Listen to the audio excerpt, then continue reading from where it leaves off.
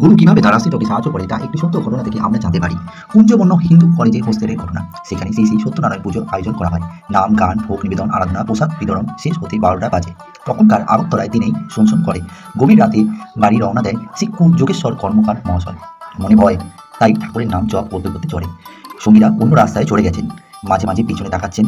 সামনে একটু দূরে এক বৃদ্ধ পার হয়ে যাচ্ছিল। যোগেশ্বর বাবুকে হাঁপাতে দেখে বৃদ্ধ বলেন, আপনি দৌড়াচ্ছেন কেন? যোগেশ্বর বাবু, আমি একা পড়েছি, আমার সঙ্গে সকল লোক চলে গেছেন। বৃদ্ধ ভদ্রলোক, তা কোথায় গিয়েছেন? যোগেশ্বর বাবু, শ্রী শ্রী সত্যনারায়ণ পুজো, সেখানে গিয়েছিলাম। বৃদ্ধ ভদ্রলোকটি, কি সত্যনারায়ণ? যোগেশ্বর বাবু, রাম ঠাকুরের প্রচার করা সত্যনারায়ণ। বৃদ্ধ ভদ্রলোক, দৌড়ান কেন? আমি তো ঠাকুরকে দেখছি আপনার সঙ্গে। যোগেশ্বর বাবু, না আমি একা।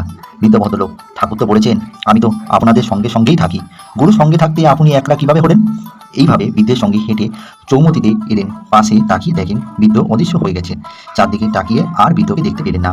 বন্ধুরা, ভয় বিপদ যে কোনো অবস্থাতেই ঠাকুর তার আশ্রিতকে উদ্ধার করে থাকেন। জয় রাম, জয় গোবিন্দ।